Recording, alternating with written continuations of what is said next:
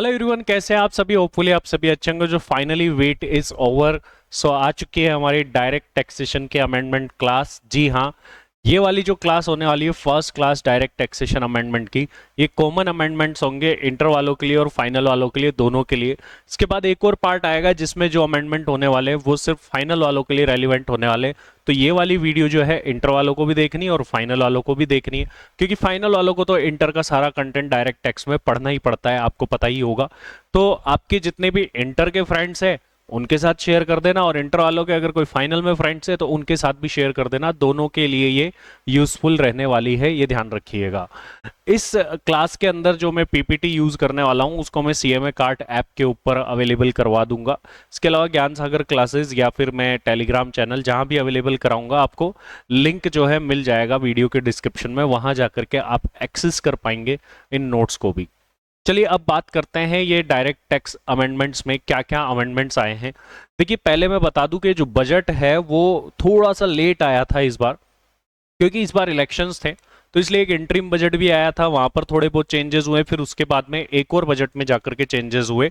तो इसीलिए थोड़े बहुत चेंजेस यहाँ पर है, बहुत बड़े बड़े चेंजेस नहीं है, छोटे छोटे चेंजेस ही किए गए थे इस बजट के अंदर। हाँ, लेकिन जो फाइनेंस एक्ट 25 आया है उसमें काफी सारे चेंजेस हुए हैं, लेकिन वो नेक्स्ट ईयर से एप्लीकेबल होने वाले हैं। तो ध्यान रखिएगा, ये जो अमेंडमेंट है ये फाइनेंस एक्ट 24 के हैं। किस किस के लिए एप्लीकेबल होने वाले हैं ये? तो ये फाइनेंस एक्ट 24 के अमेंडमेंट जो लोग अपना एग्जाम जून 25 में देंगे उनके ऊपर एप्लीकेबल होने वाले हैं, और दिसंबर 25 में देंगे उनके ऊपर एप्लीकेबल होने वाले हैं ये अमेंडमेंट। अच्छा, काफ़ी सारे जो मेरे स्टूडेंट्स हैं उन्होंने ऑलरेडी अमेंडेड क्लासेस ही पढ़ी हुई है, लेकिन बाय चांस पता चले कि कोई चैप्टर आपका पुराना अपलोडेड था या आपने पुराना पढ़ लिया, तो इसलिए एक बार सब कुछ एंश्योर करने के लिए आप ये अमेंडमेंट वीडियोस भी जरूर देख करके जाइएगा। और हर बार एग्जाम में अमेंडमेंट से क्वेश्चन आते ही आते हैं, इसलिए ये आपके लिए इंपॉर्टेंट हो जाते हैं।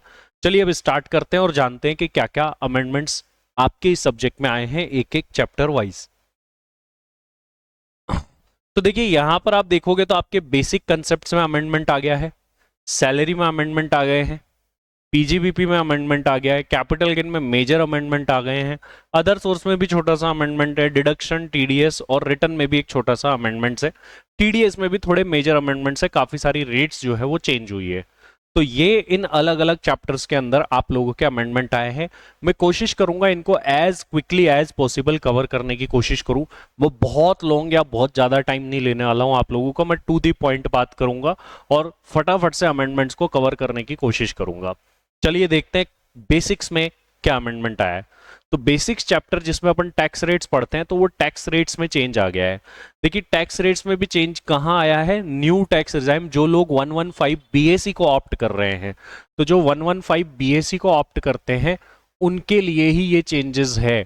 ओल्ड टैक्स रिजाइम में तो कोई चेंज नहीं है, इवन फाइनेंस एक्ट 25 में भी ओल्ड टैक्स रिजाइम तो बदली नहीं है। तो ये जो चेंजेस है ये न्यू टैक्स रिजाइम में है।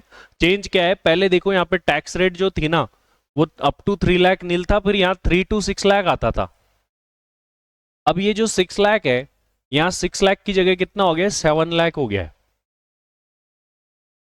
ये एक चेंज आया है छोटा सा। तो जो इनकम 3 to 6 लाख का ब्रैकेट था 5% वाला, उसको चेंज करके 3 to 7 लाख कर दिया गया है। देन उसके बाद नॉर्मल टैक्स रेट है 7 to 10 लाख 10%, 10 to 12 लाख 15%। यहां पर देखो 2 लाख का ही ब्रैकेट है, बाकी जनरली 3 लाख के होते हैं, यहाँ पे तो 4 लाख का है। फिर यहां देखोगे तो 3 लाख का है, फिर यहां देखोगे तो 2 लाख का ही है। तो 4, 3, 2 का ब्रैकेट, और हर एक ब्रैकेट में 5-5% की रेट बढ़ रही है। लेकिन लास्ट वाला देखोगे तो अगेन 3 लाख का ब्रैकेट, 20% टैक्स रेट, बट 15 के बाद डायरेक्ट 30% है, 25% की कोई टैक्स रेट नहीं है। अच्छा, फाइनेंस एक्ट 25 में जो अमेंडमेंट आया है, हालांकि ये इन एग्जाम्स पे नहीं लगेगा, जून 25 और दिसंबर 25 पे, उसमें क्या है 4 लाख तक तो निल है, फिर हर 4 लाख पे 5% बढ़ता है जब तक वो 30% ना पहुंच जाए। तो ये फाइनेंस एक्ट के अंदर है, 25 के बाद डायरेक्ट 30 आता है। अच्छा, डोमेस्टिक कंपनी की जो टैक्स रेट्स होती है, छोटी डोमेस्टिक कंपनीज, उन पे 25% की टैक्स रेट लगती है। और उसमें हम क्या देखते हैं? ईयर्स देखते हैं, कि सर प्रीवियस ईयर को तो देखते नहीं है, उससे पहले वाला भी ईयर नहीं देखते, उससे पहले वाला ईयर देखते। और इसका रीजन मैंने आपको रेगुलर क्लास में बताया भी था कि बुक्स ऑफ अकाउंट्स कंप्लीट नहीं होते, ऑडिट नहीं होती, काफी सारी चीजें होती है रीजन, जो कि हम जनरल क्लास में डिस्कस करते हैं। तो यहां पर देखो पहले 2021-22 लिखा हुआ था ना, अब ये 2021-22 की जगह जो ईयर है वो चेंज हो गया है, ये 2022-23 कर दिया है। बस इतना सा अमेंडमेंट है, कोई खास अमेंडमेंट नहीं है, और 25% वही टैक्स रेट जो है सेम है। अदर केसेस में डोमेस्टिक कंपनी पर 30% की टैक्स रेट लगेगी। वहीं ये मेजर चेंज है, इंपॉर्टेंट चेंज है, फॉरेन कंपनी पर टैक्स की रेट कितनी होती थी, 40% होती थी ना। फॉरेन कंपनी पर 40% की जो टैक्स रेट थी उसे रिड्यूस कर दिया है और उसे 35% कर दिया गया है। तो अब से अगर फॉरेन कंपनी का एमसीक्यू पूछा जा सकता है यहां से, तो ध्यान रखिए 35% टैक्स रेट लगेगी। कभी भी टैक्स निकाल रहे हो फॉरेन कंपनी का, ध्यान रखोगे 35% ही टैक्स रेट लगानी है। अब चाहे इंटर हो या फाइनल, दोनों के लिए इसके क्वेश्चन आते ही आते हैं। तो मेक श्योर फॉरेन कंपनी देखते ही 35% लगाओगे, क्योंकि 40% की आदत पड़ी हुई होती है, बट अब ये 35% हो चुकी है टैक्स रेट। कैपिटल गेन की टैक्स रेट में भी चेंजेस आ गए हैं। कैपिटल गेन की टैक्स रेट्स में कहां कहां चेंजेस आए हैं आइए देख लेते हैं। जो पहले normal long term capital gain होता था सेक्शन 112 का, normally long term capital gain पर 20% टैक्स लगता था, लेकिन अब कम कर दिया सर। कम कब से करा है, 23 जुलाई 24 से, 23 जुलाई से एप्लीकेबल है। अब एक बात मैं ध्यान से समझा रहा हूं, सुनिएगा, आगे कैपिटल गेन में भी आएगा, वहां वापस बताने की जरूरत नहीं पड़ेगी। 23 जुलाई से पहले की ट्रांसफर डेट है, कोई ट्रांसफर 23 जुलाई से पहले हुआ है, मतलब 22 जुलाई तक हुआ है, तो उस पर टैक्स कौन सा लगाओगे, 20% वाला। तो क्वेश्चन में चेक करो कि ट्रांसफर की डेट 23 जुलाई या उसके बाद की है या 23 जुलाई से पहले की है। अगर 23 जुलाई से पहले की टैक्स ट्रांसफर डेट है तो 20% टैक्स रेट लगाओगे। 23 जुलाई या उसके बाद की ट्रांसफर डेट है तो 12.5% लगाओगे। अब यहाँ पे एक मेजर चेंज है, यहां तक तो इंडेक्सेशन होता था, यहां तक तो इंडेक्सेशन का बेनिफिट मिलता था, बट इस डेट से टैक्स रेट कम कर दी, लेकिन एक बेनिफिट भी छीन लिया, नो इंडेक्सेशन। तो अगर आपका कोई क्वेश्चन आता है जिसमें ट्रांसफर की डेट 23 जुलाई 2024 या उसके बाद की हो, तो लॉन्ग टर्म कैपिटल गेन होते हुए भी आप उसमें इंडेक्सेशन नहीं करोगे। ऑल्दो लैंड एंड बिल्डिंग इसका एक्सेप्शन है, जो आगे जाकर के आ जाएगा। इसके बाद में लॉन्ग टर्म कैपिटल गेन जो 112 शेयर्स एंड सिक्योरिटीज वाला होता था, उसमें 10% की जगह ये क्या होता था, 10% अबाउ 1 लाख होता था ना। अब इसको क्या कर दिया गया, 12.5% अबाउ 1,25,000। वो तो आप देखो टैक्स रेट के साथ में 10% तक 1 लाख था, 12.5 करा तो उसी से मैचिंग अमाउंट 1,25,000 की एग्जाम्शन कर दिए। लेकिन 12.5% की जो ये टैक्स रेट एप्लीकेबल होगी ना, 23 जुलाई से होगी। अब एक आपको माइनर सा पॉइंट बता रहा हूं, ध्यान रखिएगा। 1/25 की जो एग्जाम्शन है ना, ये तो पूरे साल के लिए है, 1 अप्रैल से लेके 31 मार्च पूरे साल का जोड़ के 1/25 तक एग्जाम्ट है। बट टैक्स रेट जो एप्लीकेबल हुई है ना 12.5%, वो कब से हुई है, 23 जुलाई से। तो एक 25 की एग्जाम्शन चेक करनी हो तो 1 अप्रैल से लेके 31 मार्च तक जितना भी गेन है सबका टोटल करा जाएगा। बट जब टैक्स रेट लगाने की बारी आएगी तो आपको क्या ध्यान रखना है, इस डेट तक का है तो 10% लगाओगे, इस डेट या इसके बाद का है तो 12.5%। तो अब मैं यूं कह सकता हूं कि 1/25 तक LTCG 112A एग्जम्प्ट होगा पूरे साल के लिए। लेकिन टैक्स रेट कौन सी लगानी है सर, ये पूछ ले तो चेक करनी पड़ेगी डेट, इस डेट तक तो 10% और इस डेट के बाद से 12.5%। एक और मेजर चेंज जो STCG 111A का था, यहां पर ए कर लेना बेटा, जब आप नोट्स को रेफर करो तब भी ध्यान रखना। 111A का जो था उसमें ये 15% की जो टैक्स रेट थी ना, ये बढ़ा करके सीधी 20% कर दी। तो शेयर्स एंड सिक्योरिटीज ट्रांसफर करने पर जो शॉर्ट टर्म कैपिटल गेन लगता था 15%, उसे बढ़ा करके कर दिया गया है अब 20%। 5% का टैक्स बढ़ा दिया है STCG 111A वाले में।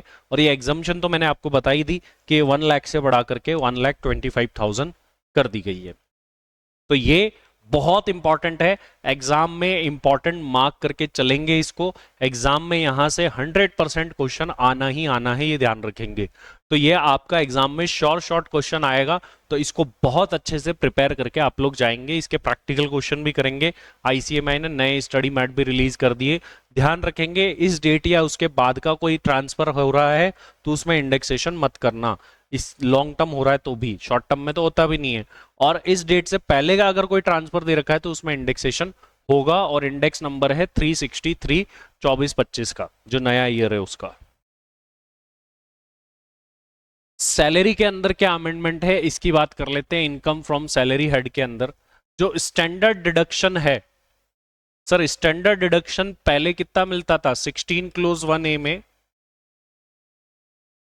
अब इसको भी ध्यान से समझना, 50,000 मिलता था, 50,000 से इसको इंक्रीज करके 75,000 कर दिया गया। बट ध्यान रखना एक बात, ये जो इंक्रीज हुआ है ना, ये सिर्फ उन्हीं के लिए हुआ है जो 115 बीएसी ऑप्ट करते हैं। मींस जो पर्सन डिफॉल्ट टैक्स रिजाइम लेगा, या यूं बोले न्यू टैक्स रिजाइम भी हम उसको बोलते हैं, जो पर्सन डिफॉल्ट टैक्स रिजाइम लेगा, न्यू टैक्स रिजाइम लेगा, उसके लिए स्टैंडर्ड डिडक्शन कितना है 75,000, 75,000 अब से। बट जो ओल्ड वाले में जा रहा है, ऑप्ट आउट कर रहा है न्यू से, उसके लिए अभी भी 50 है। वापस से सुन लो, इंपॉर्टेंट बात है। स्टैंडर्ड डिडक्शन दो है, 50,000 और 75,000। जो ओल्ड टैक्स रिजाइम लेगा उसको कितना मिलेगा 50 अभी भी, जो न्यू टैक्स रिजाइम लेगा उसको कितना मिलेगा 75,000। ये ध्यान रखना है आपको। तो ये 50,000 टू 75,000 कर दिया गया है, लेकिन ध्यान रखना है 50,000 ही होगा अगर कोई डिफॉल्ट टैक्स रिजाइम से ऑप्ट आउट कर लेता है तो। क्वेश्चंस में चेक करते रहना इसको। पीजीबीपी से रिलेटेड कुछ क्लेरिफिकेशन दिए गए हैं। पहला क्लेरिफिकेशन तो ये कि रेसिडेंशियल हाउस को अगर आप लेट आउट करते हो तो उसकी इनकम ऑलवेज, रेसिडेंशियल हाउस को लेट आउट करने से जो भी इनकम होगी वो ऑलवेज ऑलवेज पीजीबीपी हेड में जाएगी या नहीं जाएगी सर, ये सवाल है। Always always house property head में जाएगी। तो अब देखो यहां पर क्या क्लेरिफिकेशन किया गया, ये तो हमको पहले से ही पता था। अगर आप रेसिडेंशियल हाउस को लेट आउट करते हो, रेंट पर देते हो, तो इससे होने वाली इनकम ऑलवेज कहां जाएगी, हाउस प्रॉपर्टी हेड में। सर ये तो बिजनेस वैसे भी नहीं है, और आपको वैसे भी आप यही मान करके चला करते थे कि सर हाउस प्रॉपर्टी को रेंट पर दे करके तो जो इनकम होती है वो ऑलवेज कहां जाती है, हाउस प्रॉपर्टी हेड में। तो देखो यहाँ पे क्या बोला गया, any income from letting out of residential house shall be charge under the head house property not PGBP, house property head में टैक्सेबल होगी। सेटलमेंट अमाउंट सेक्शन 37 में ये ऐड किया गया है। देखिए एक्सपेंस से रिलेटेड है। Settlement amount being paid to settle contravention shall be disallowed. इसका मतलब क्या है, देखिए ये एक कंपनी है रिलायंस इंडस्ट्रीज लिमिटेड, ठीक है, इसने कुछ लॉ को कॉन्ट्रावेंट कर दिया, कानून तोड़ दिया। इसको सेटल करने के लिए, ठीक है, इसको सेटल करने के लिए सेटलमेंट अमाउंट पे करना पड़ा। अब वो जीएसटी डिपार्टमेंट को, इनकम टैक्स डिपार्टमेंट को, एमसीए को, या कोई और लेबर लॉज तोड़े हो, उस वजह से इनको ये कॉन्ट्रावेंशन करने पर सेटलमेंट अमाउंट पे करना पड़ा। सेक्शन 37 में क्लेरिफिकेशन डाली गई है, इसका कोई डिडक्शन नहीं मिलेगा, नॉट अलाउड एज डिडक्शन। तो अगर कोई ऑर्गेनाइजेशन, कोई भी बिजनेस ने अगर किसी लॉ का कॉन्ट्रावेंशन करा है, तो मामला सेटल करने पर सेटलमेंट अमाउंट जो देना होता है कि भाई इतना कंपनसेशन दो, इतना पैसा दो और बात को खत्म करो, कि आपको कंपनसेशन देना पड़ेगा, इतना पैसा देना पड़ेगा। बोला गया कि वो जो सेटलमेंट अमाउंट आप दे रहे हो उसका कोई भी आपको डिडक्शन नहीं मिलेगा। ये बात ध्यान रखिएगा। देखिए settlement amount being paid to settle contravention shall be disallowed. कई बार ऐसे भी होता है दो पार्टीज के बीच में कॉन्ट्रैक्ट में कॉन्ट्रावेंशन हो गया, कोर्ट में चले गए, कोर्ट ने बोला आपको इतना अमाउंट देना पड़ेगा तब ये सेटल होगा। वो जो भी अमाउंट आपने कॉन्ट्रावेंशन पे सेटलमेंट अमाउंट दिया है that will not be deductible. तो किसी भी, देखो यहां पर क्या लिखा है, सेटलमेंट अमाउंट पे कर रहे हो किस बात का, आपने कोई कॉन्ट्रावेंशन कर दिया इस बात का, तो इसीलिए इसके लिए क्या बोला गया है कि ये डिसअलाउड हो जाएगा अगर आप कोई भी ऐसा पेमेंट कर रहे हैं तो। उसके बाद में एम्प्लॉयर्स कंट्रीब्यूशन टू एनपीएस, ये पीजीबीपी के पॉइंट ऑफ व्यू से पढ़ रहे हैं। एम्प्लॉयर क्या करता है सर, पैसा डालता है एनपीएस में, तो वहां पर एम्प्लॉयर को डिडक्शन मिलती, क्योंकि एम्प्लॉयर के लिए तो खर्चा है। एनपीएस एक ऐसा अकाउंट होता है, एनपीएस में क्या होता है, एम्प्लॉयर भी पैसा डालता है और एम्प्लॉई भी पैसा डालता है। तो एम्प्लॉयर के लिए तो ये एक्सपेंस हुआ ना, तो एक्सपेंस इसको पीएनएल में डेबिट करता है। एम्प्लॉयर कितना करता है, दो था, एक्चुअल अमाउंट और 10% ऑफ सैलरी, ये प्रोविजन होता था। अब ये 10% की जगह 14% हो गया है। सेक्शन 36 में आता था ये, तो सेक्शन 36 में अमेंडमेंट कर दिया गया है और अमेंडमेंट करके बोला गया है कि एम्प्लॉयर कंट्रीब्यूशन टू एनपीएस वो इंक्रीज हो गया है। जो लिमिट 10% थी वो 10% से इंक्रीज होकर के कितनी हो गई है, 14%। तो अपनी बुक्स में जाकर के चेंज कर लीजिएगा, जहां सेक्शन 36 में आपको मिल जाएगा 10% लिखा था उसको 14% कर लेंगे। चलिए नेक्स्ट पे चलते हैं। चलिए अब नेक्स्ट अमेंडमेंट देखते हैं और क्या और है, बहुत ही इंपॉर्टेंट अमेंडमेंट, बहुत इंपॉर्टेंट अमेंडमेंट। सेक्शन 40B में अमेंडमेंट हो गया है। पार्टनर्स रेमुनरेशन, पार्टनर्स रेमुनरेशन की लिमिट, आपने असेसमेंट ऑफ पार्टनरशिप में पढ़ा था कि जो रेमुनरेशन होता है जो फर्म अपने पार्टनर को देती है, तो रेमुनरेशन कितना डिडक्ट कर सकते हैं। एक पार्टनरशिप फर्म अपने पार्टनर को जो रेमुनरेशन देती है, क्या वो सारा डिडक्ट कर सकती थी? सर नहीं, हमने पढ़ा था 40B में एक लिमिट थी। लिमिट क्या थी सर? अगर बुक प्रॉफिट 3 लाख तक है तो हमने पढ़ा था एक्चुअल बुक प्रॉफिट का 90% और 1,50,000 विच एवर इज हायर की लिमिट थी। और 3 लाख के बाद क्या था सर? 3 लाख से जितना भी ऊपर आप गए हो, 2,70,000 तो हो जाता था 3 लाख तक की लिमिट, 270 के ऊपर आप जितना भी गए हो उसका 60% करते थे। ये पुरानी लिमिट थी। अप टू 3 लाख क्या था लिमिट? बुक प्रॉफिट अगर 3 लाख तक आया है तो कितना रेमुनरेशन की लिमिट आती थी? सर अगर बुक प्रॉफिट 3 लाख तक है तो रेमुनरेशन की लिमिट थी 90% ऑफ द बुक प्रॉफिट और 1,50,000 विच एवर इज हायर। और 3 लाख से ऊपर है तो 2,70,000, तो वो 3 लाख तक का निकालोगे तो 270 आएगा, plus 60% of the book profit above 3 lakh. अब यहाँ पे चेंज हो गया, देखो अभी वो 3 लाख की जगह कितना हो गया, 6 लाख हो गया है सर। और यहां पर देखो 3 लाख और 90%, जहां 1.5 लाख था तो ये भी डबल हो गया, और जहां 1.5 लाख था वो भी क्या हो गया, डबल हो गया। ऐसे याद रख सकते हो आप इसको कि सर अप टू 3 लाख की जगह अप टू 6 लाख हो गया, और 1.5 लाख और 90% जो था वहां पे 3 लाख और 90% हो गया। अच्छा, अब 6 लाख के ऊपर आप जाओगे तो वही सेम रूल है। जैसे मान लीजिए, सपोज करिए कि किसी का 8 लाख का बुक प्रॉफिट है, तो सबसे पहले तो आप अप टू 6 लाख का निकालोगे। अगर मैं अप टू 6 लाख का निकालू तो 90% करूंगा तो 540 आ जाएगा, प्लस अब 6 लाख के कितना ऊपर गए हो, 6 लाख के ऊपर गए हैं हम, अबाउ 6 लाख गए हम 2 लाख रुपए, इसका कर दो 60%, ये आएगा 1,20,000 रुपए। तो 6 लाख से हम कितना ऊपर गए, 2 लाख, उस 2 लाख का कर दिया 60%, तो 540 और 1,20 को ऐड कर दिया जाएगा, तो ये 6,60,000 रुपए आपका रेमुनरेशन की लिमिट बनेगी। तो this is the major change जो कि प्रैक्टिकल क्वेश्चन पे भी इंपैक्ट डालेगा और बड़े प्रैक्टिकल क्वेश्चंस में भी आ सकता है। तो पीजीबीपी बोलो या असेसमेंट ऑफ फॉर्म बोलो, उसके लिए अमेंडमेंट है ये। इंटर और फाइनल दोनों में काफी इंपॉर्टेंस रखेगा ये अमेंडमेंट। तो अकॉर्डिंगली आप देख लीजिएगा अपनी बुक्स आप अपडेटेड है कि नहीं है, इसको जरूर से अपडेट कर लीजिएगा। अब उसके बाद कैपिटल गेन की बात करते हैं, तो कैपिटल गेन के काफी सारे अमेंडमेंट्स तो हम देख ही चुके हैं। देखिए अभी कैपिटल गेन में क्या है कि एक तो टैक्स रेट चेंज हुई है जो मैं आपको ऑलरेडी बता चुका हूं, एक ये होल्डिंग पीरियड भी चेंज हो गया है। अभी पहले 36 महीने का होल्डिंग पीरियड होता था, 12 महीने का होता था और 24 महीने का होता था, ये 3 होल्डिंग पीरियड होते थे। अभी देखो चेंज कहां पर कैसे क्या क्या आया है। लिस्टेड सिक्योरिटी का 12 महीने का था, 12 महीना ही है। इक्विटी ओरिएंटेड म्यूचुअल फंड भी 12 महीने का ही लगता था, वो भी 12 महीने। जीरो कूपन बॉन्ड पे ही 12 महीना लगता था, वही 12 महीना है। अब यहां पर देखो अनलिस्टेड शेयर्स पे 24 महीना था, अभी भी 24 महीना ही है। लैंड एंड बिल्डिंग पे भी 24 महीने थे, अभी भी 24 महीने। चेंज कहां आया यहाँ पे, अनलिस्टेड डिबेंचर और बाकी जो जनरल लिमिट थी। आप तो यूं याद रखो, जहां 36 महीने थे ना, वो भी कितने हो गए हैं अब, 24 महीने हो गए।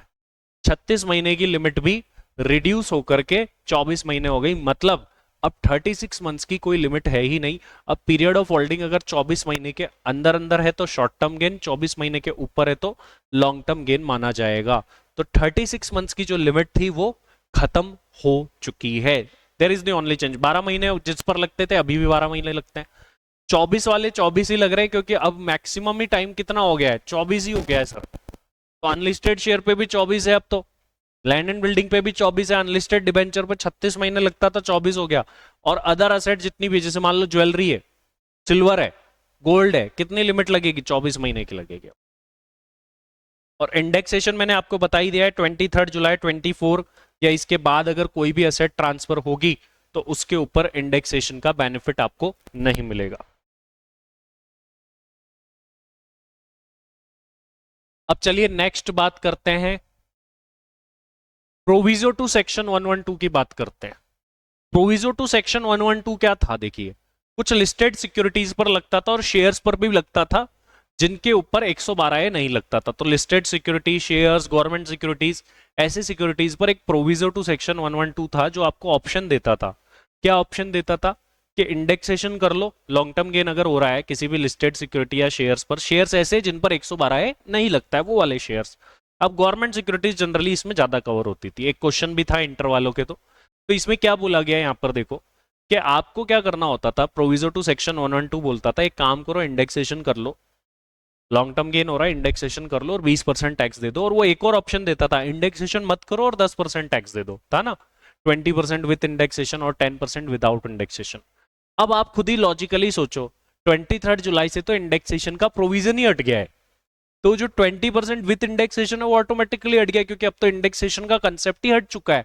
तो इसी वजह से ये प्रोविजो भी हट चुका है 23 जुलाई 24 से। तो ये जो था ना 20% विथ इंडेक्सेशन और 10% विदाउट इंडेक्सेशन, ये वाला प्रोविजन अब खत्म हो गया, अबोलिश्ड। वो खत्म होने का रीजन ये है कि इंडेक्सेशन ही हट गया। तो इंडेक्सेशन ही हट गया, इसी वजह से ये भी हट गया है, ये बोला गया है इसमें। अब बात करते हैं section 50AA, capital gain, transfer और रिडम्पशन और maturity of units of a specified mutual fund acquired on और आफ्टर 1423 और market link debenture would be deemed to be short term capital gain और लॉस।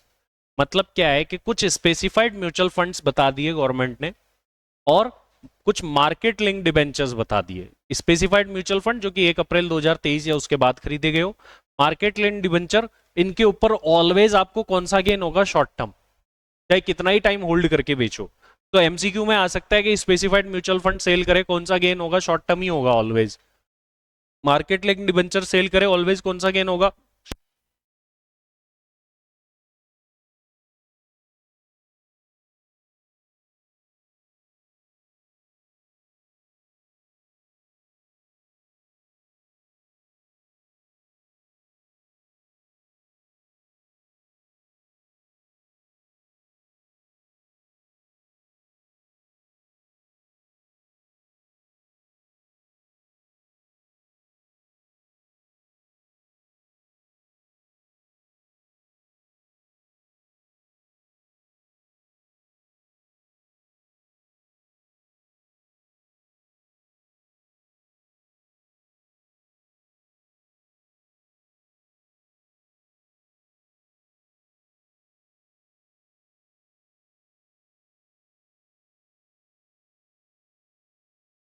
मनी मार्केट में ही ज्यादा involve है, यूं कह सकते हैं, या फिर कुछ फंड्स के अंदर, कुछ स्पेसिफाइड फंड्स के अंदर ही पैसा लगाता है। तो देखो ओवरऑल बात क्या हो गई समझिए, ओवरऑल बात ये हो गई कि कुछ स्पेसिफाइड म्यूचुअल फंड 1 अप्रैल 2023 जो और उसके बाद खरीदे गए हो, और मार्केट लिंक डिबेंचर, इनको ट्रांसफर करने पर ऑलवेज कौन सा गेन होगा, शॉर्ट टर्म।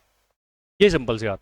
अब सर स्पेसिफाइड म्यूचुअल फंड क्या होता है, ऐसा म्यूचुअल फंड जिसका 65% या उससे ज्यादा पैसा किसमें लगाओ, डेट और मनी मार्केट में लगाओ। इतनी बात याद रख लो, दूसरा पॉइंट कुछ खास ही नहीं, ठीक है। चलिए अब आगे बढ़ते हैं, अनदर इंपॉर्टेंट टॉपिक। सर वैसे तो इंडेक्सेशन का बेनिफिट हटा दिया गया है, बट लैंड और building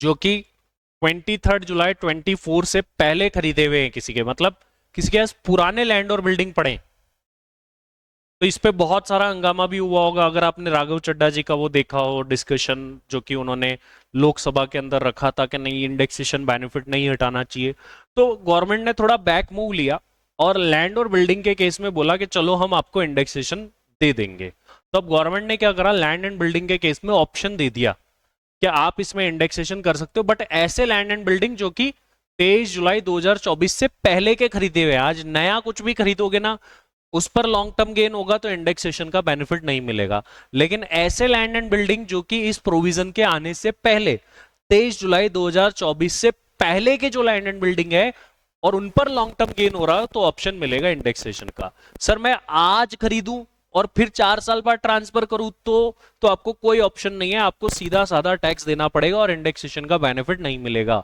indexation benefit in case of land and building is only available if it was acquired before 23 जुलाई 24। इससे पहले के खरीदे हुए होने चाहिए, ध्यान रखिएगा। और ट्रांसफर कब हो रहे हैं? अब करके, तभी तो हम बात कर रहे हैं। तो अब इसमें क्या बोला गया कि आप इंडेक्सेशन कर लो और 12.5% टैक्स दे देना, और इंडेक्सेशन मत करो 20% टैक्स दे देना। अभी जैसे प्रोविजन में था ना 20% विद इंडेक्सेशन, 10% विदाउट इंडेक्सेशन, उसकी जगह बोल दिया गया कि आप 12.5% दे दो विदाउट इंडेक्सेशन, इंडेक्सेशन मत करना। तो ये हो गया देखो 20% विथ इंडेक्सेशन और 12.5% अगर आप इंडेक्सेशन नहीं करोगे तो ऑब्वियस सी बात है आपका कैपिटल गेन ज्यादा आएगा, तो इसलिए टैक्स रेट कम लगा दी। अगर आप इंडेक्सेशन करोगे तो आपका गेन कम आएगा, तो इसलिए टैक्स रेट क्या रख दी है? ज्यादा रख दी है। चलिए होपफुली आपको ये क्लियर होगा, इसको इंपॉर्टेंट मार्क करके रखिएगा, क्वेश्चन आए तो चेक कर लेना, ये इंपॉर्टेंट क्वेश्चन है, ध्यान रखिएगा। इसके बाद में एक चेंज करा गया है सेक्शन 47 में। हम पढ़ते हैं ना सेक्शन 47 में व्हाट इज नॉट ट्रांसफर, उसके अंदर एक पॉइंट आता है asset transferred by way of gift, will और इररिवोकेबल ट्रस्ट। अगर आपने कोई कैपिटल असेट को गिफ्ट किया है, विल में दिया है या इररिवोकेबल ट्रस्ट में दिया है तो उसको ट्रांसफर नहीं मानते। कोई भी व्यक्ति किसी भी व्यक्ति को गिफ्ट, विल और इररिवोकेबल ट्रस्ट में असेट दे तो उसको ट्रांसफर नहीं मानते थे, बट अब यहां चेंज आ गया। यहां पे क्या बोला देखो, एनी ट्रांसफर बाय इंडिविजुअल और एचयूएफ। यहां पर था पहले एनी पर्सन, यहां पे पहले एनी पर्सन था, तो ये एनी पर्सन हटा दिया, एनी पर्सन हटा के क्या कर दिया? इंडिविजुअल और एचयूएफ। अब यहां पर इंडिविजुअल और एचयूएफ के केस में ही ट्रांसफर नहीं मानेंगे। इसका मतलब किसी कंपनी ने दूसरी कंपनी को कैपिटल असेट गिफ्ट में दे दी, ट्रांसफर मान के कैपिटल गेन लग जाएगा। किसी इंडिविजुअल ने किसी कंपनी को असेट गिफ्ट में दी है, किसी इंडिविजुअल ने अपने किसी और नॉन को गिफ्ट में दी, नहीं लगेगा। इंडिविजुअल एचयूएफ अगर गिफ्ट, विल और इररिवोकेबल ट्रस्ट के अंदर किसी भी कैपिटल असेट का ट्रांसफर करते हैं, अभी भी कोई उसको ट्रांसफर मान के कैपिटल गेन नहीं लगेगा। बट इंडिविजुअल एचयूएफ के अलावा अगर कोई और कैपिटल असेट को गिफ्ट के रूप में, विल के रूप में या इररिवोकेबल ट्रस्ट के रूप में देता है तो उसको ट्रांसफर मान लिया जाएगा और कैपिटल गेन देना पड़ेगा। चलिए अब जो नेक्स्ट अमेंडमेंट हुआ है वो हुआ है बायबैक ऑफ शेयर्स के अंदर। बायबैक ऑफ शेयर्स के अंदर क्या अमेंडमेंट हुआ है, देखिए ध्यान से समझिएगा इसको। कंपनी जो शेयर्स बायबैक करती है उसके ऊपर बोला गया है, देखिए ये कंपनी है, ये कंपनी क्या करती है? पहले तो शेयर इशू करती है,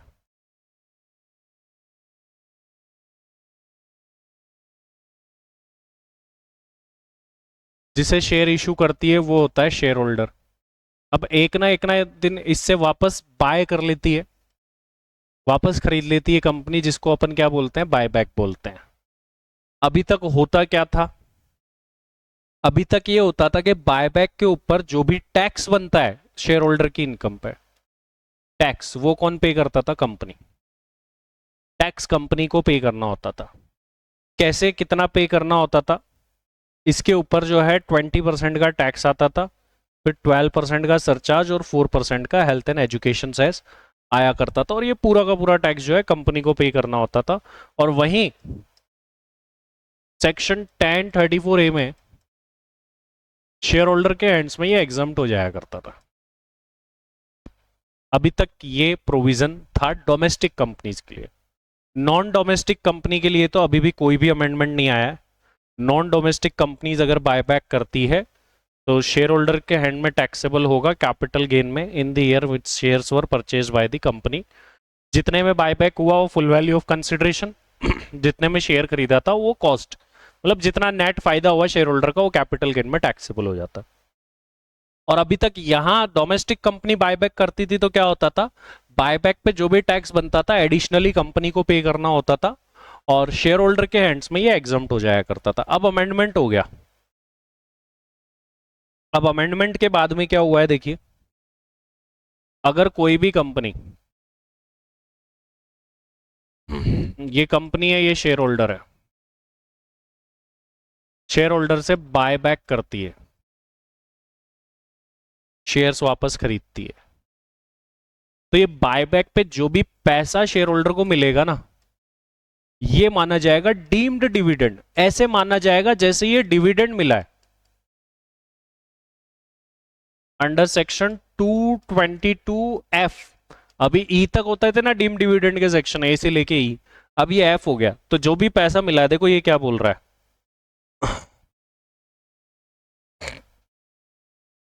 such buyback shall be treated as deemed dividend under section 224F in the hands of shareholder irrespective of the accumulated profit। अब इसमें accumulated profit नहीं देखना है आपको, उसमें होता था ना कि जितना भाई reserve and surplus multiply by share holding percentage करते थे तो आता था डीम डिविडेंड, बट यहाँ ऐसा नहीं है। शेयर होल्डर को जो भी पैसा मिल रहा है वो सब क्या है, उसके लिए डीम डिविडेंड है अब से। वो कंपनी को कोई टैक्स नहीं देना। अब टैक्स किसको देना है, शेयर होल्डर को। उल्टा कर दिया, पहले कंपनी टैक्स देती थी, शेयर होल्डर के लिए एग्जाम। अब बोला कंपनी आप कुछ मत करो, आपको कुछ नहीं करना, लेकिन शेयर होल्डर को टैक्स देना है। और कैसे देना है, शेयर होल्डर के लिए माना जाएगा deemed dividend under section 222F के अंदर डीम्ड डिविडेंड माना जाएगा। ठीक है, एक ट्रीटमेंट तो ये होगा। दूसरा ट्रीटमेंट अब क्या होगा, कैपिटल गेन के अंदर उसी शेयर होल्डर के लिए इन शेयर्स की फुल वैल्यू ऑफ कंसिडरेशन मानी जाएगी निल, और कॉस्ट ऑफ एक्विजिशन लेनी होगी आपको एक्चुअल। तो शेयर होल्डर के लिए दो दो हेड में इनकम निकलेगी। हाँ जी, एक हेड कौन सा है, अदर सोर्स, दूसरा हेड कौन सा है, कैपिटल गेन। कैपिटल गेन में इनकम जब निकालोगे तो फुल वैल्यू ऑफ कंसिडरेशन कितना लेना है, 0। जब एफवीओसी 0 है तो अल्टीमेटली आना क्या है, लॉस। उस लॉस को आप क्या कर सकते हो, सेट ऑफ कर सकते हो। बड़ा कॉम्प्लिकेटेड सा प्रोविजन बना दिया। तो अभी देखिए क्या हो गया, शेयर होल्डर के लिए दो चीजें हो गई। पहला तो शेयर होल्डर को जो पैसा मिला है वो उसके लिए डीम डिविडेंड मान के अदर सोर्स में टैक्सेबल होगा, उसमें से कोई भी खर्चा डिडक्ट नहीं होगा। ध्यान रखिए, जितना पैसा मिला पूरा डीम डिविडेंड, जितना पैसा शेयर होल्डर को मिल रहा है पूरा deem dividend, no expense will be allowed, कोई भी खर्चा लेस नहीं होगा। अब कैपिटल गेन में जाके आप क्या करोगे, कैपिटल गेन में जाकर के यहां पर फुल वैल्यू ऑफ कंसिडरेशन को लोगे निल, कॉस्ट लिखोगे एक्चुअल, तो अल्टीमेटली आएगा लॉस। इस लॉस को आप सेट ऑफ कर सकते हो। तो दैट्स दी अमेंडमेंट। और ये अमेंडमेंट जो है 23 जुलाई 2024 और उसके बाद ही एप्लीकेबल होगा। अब देखिए इन शॉर्ट बात लिखी हुई है यहां पर। अच्छा, यहां पर एक चीज को करेक्ट कर लीजिएगा, सॉरी डेट में मिस्टेक है।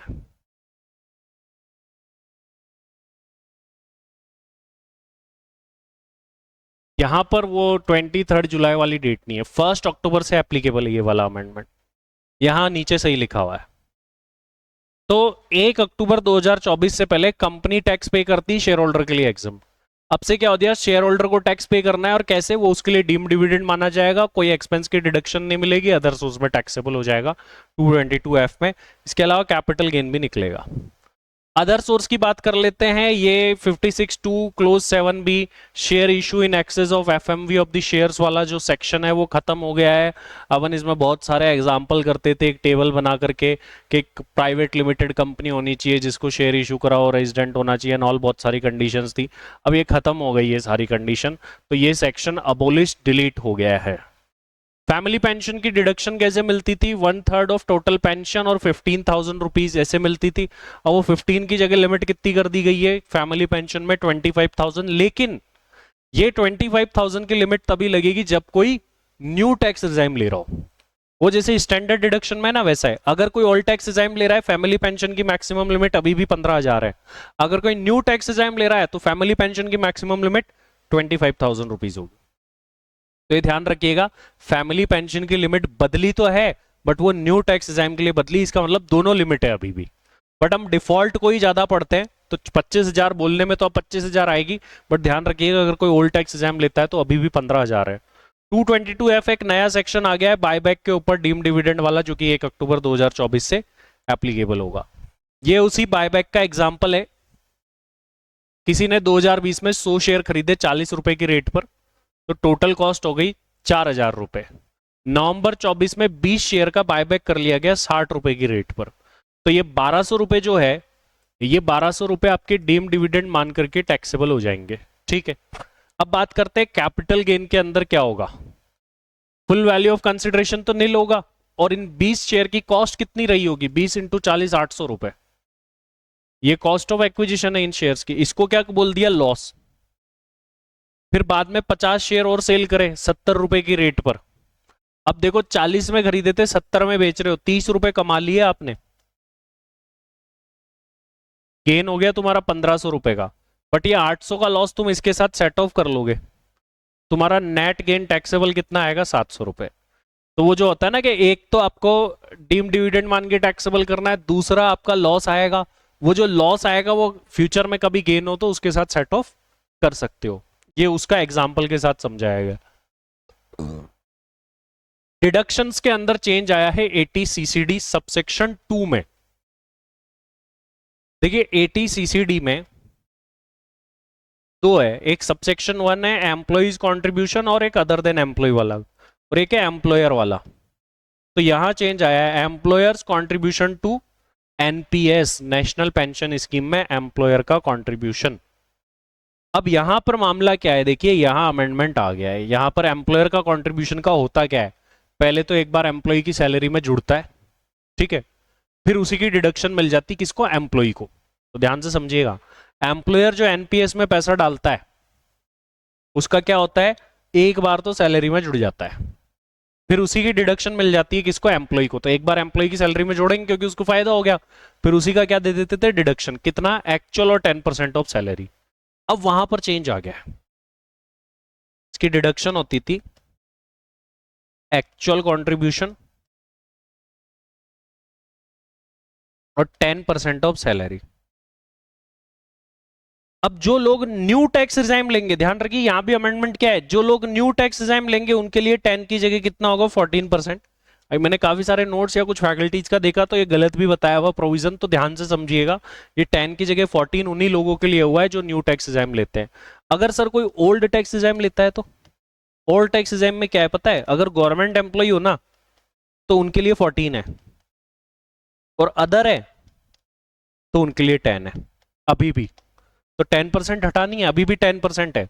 ओल्ड टैक्स रिजाइम में नॉर्मली 10 है, गवर्नमेंट वालों के लिए 14 है। न्यू टैक्स रिजाइम में आप कोई भी हो सबके लिए क्या है, 14 है। तो ये 14% कर दिया गया, दिस इज द अमेंडमेंट। ये ऑल असेसीज के केस में अगर न्यू टैक्स रिजाइम लिया जाता है तो।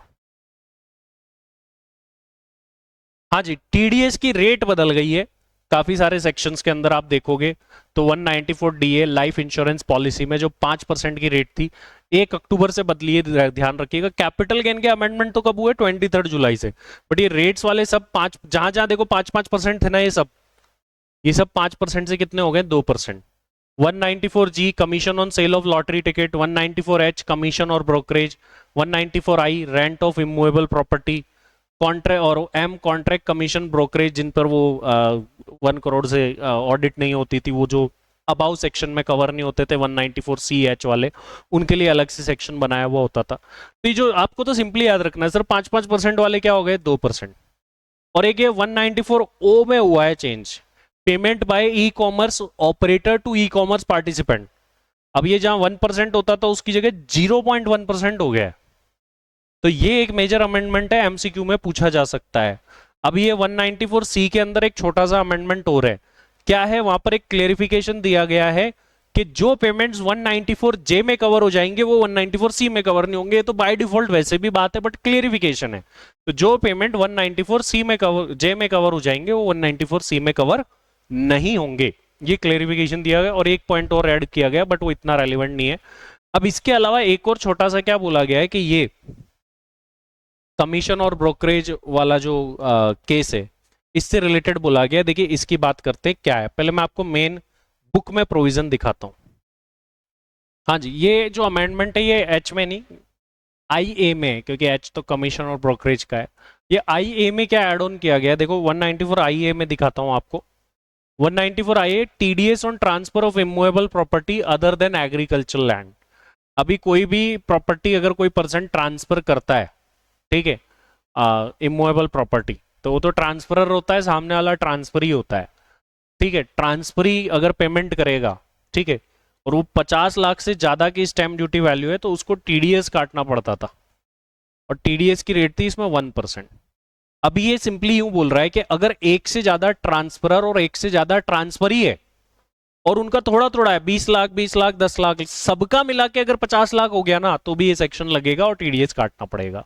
लोग क्या करते थे, टीडीएस बचाने के लिए एक से ज्यादा ट्रांसफरी दिखा देते थे और बोलते थे तो मल्टीपल ट्रांजेक्शन है। इसी चीज को क्लेरिफाई किया गया। देखिए, when there is more than one transfer or transfer in respect of immovable property, then the consideration shall be aggregate of the amount paid or payable by all the transferee to the transferor on all the transfer for the transfer of such immovable property। मतलब एक से ज्यादा लोग हैं तो सबका जोड़ करके देखा जाएगा। सिंपल सी बात ये, 3-4 लोग हैं बेचने खरीदने वाले तो उन सबका टोटल गिरा जाएगा, और टोटल करके अगर 50 लाख हो रहा है तो भी कंसिडर्ड होगा। ये यहाँ पर जो है 194C से रिलेटेड है। 194C की जो वर्क की डेफिनेशन है, इंटर वालों के लिए इतनी इंपॉर्टेंट नहीं, फाइनल वालों के लिए ज्यादा इंपॉर्टेंट है। वहां पर क्या बोला गया, work shall also not include, मतलब इस पे 194C में टीडीएस नहीं काटना है। इसमें किस काम पे, देखिए, मैन्युफैक्चरिंग और supply a product according to the requirement और specification of a customer by using material purchase from a person other than such customer और एसोसिएट ऑफ सच कस्टमर। तो देखिए क्या बोला गया, मैन्युफैक्चरिंग और सप्लाइंग अ प्रोडक्ट, कोई व्यक्ति मैन्युफैक्चर कर रहा है या प्रोडक्ट सप्लाई कर रहा है according to the requirement of specification of a customer, मतलब जॉब वर्क का काम कर रहा है। By using material purchase from a person other than such customer और एसोसिएट ऑफ सच कस्टमर। इसका मतलब क्या है कि ये ए लिमिटेड है, ये बी लिमिटेड है, ये जॉब वर्क पे काम कर रही है, ठीक है, और ये इसके स्पेसिफिकेशन, इसने बताया स्पेसिफिकेशन, और ए ने जैसा बताया वैसा वैसा बी जो है कुछ भी प्रोडक्ट या मैन्युफैक्चरिंग कर रही है, बट जिसका जो मटेरियल है वो किसी थर्ड पार्टी से लिया गया है। ना तो ए ने दिया है इस काम के लिए जो मटेरियल लगेगा वो, या ना ही ए के किसी एसोसिएट ने दिया है। बी तो किसी थर्ड पार्टी से मटेरियल खरीद के ला रहा है और ए के स्पेसिफिकेशन के अकॉर्डिंग बना करके दे रहा है। तो इस सिचुएशन में जब ए बी को पेमेंट करेगा तो 194C में टीडीएस नहीं काटेगा। वहीं यदि ए ने इसको मटेरियल दिया होता कि मेरी जरूरत के अकॉर्डिंग बना और ये रहा तेरा मटेरियल, या ए के किसी एसोसिएट ने इसको मटेरियल दिया होता ला करके, तो फिर उस सिचुएशन में ए जब बी को पेमेंट करता तो 194C में टीडीएस काटता, बट इसमें काटने की जरूरत नहीं। अच्छा, एक नया सेक्शन ऐड हुआ है 194T।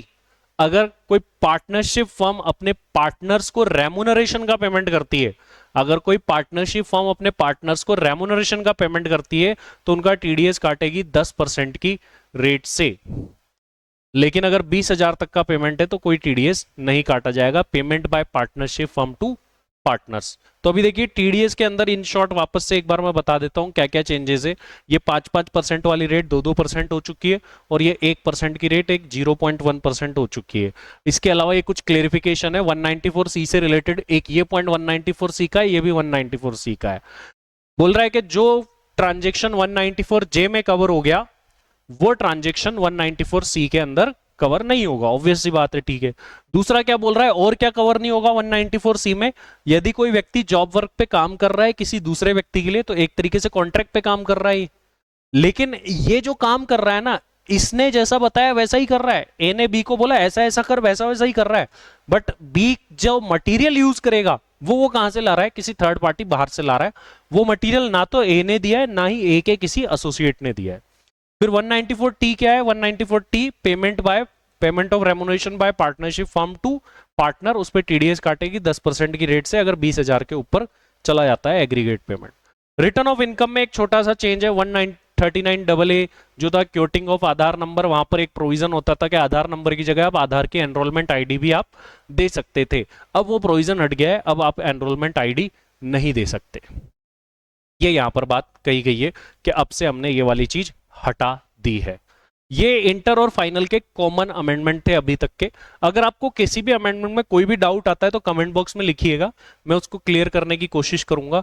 हर एक अमेंडमेंट को मैंने बहुत ज्यादा अच्छे तरीके से क्लेरिफाई करने की कोशिश की है, क्योंकि मैंने कुछ वीडियोस भी देखे, कुछ बच्चों ने मुझे बताया भी, और मुझे बहुत सारी मिस्टेक्स मिली।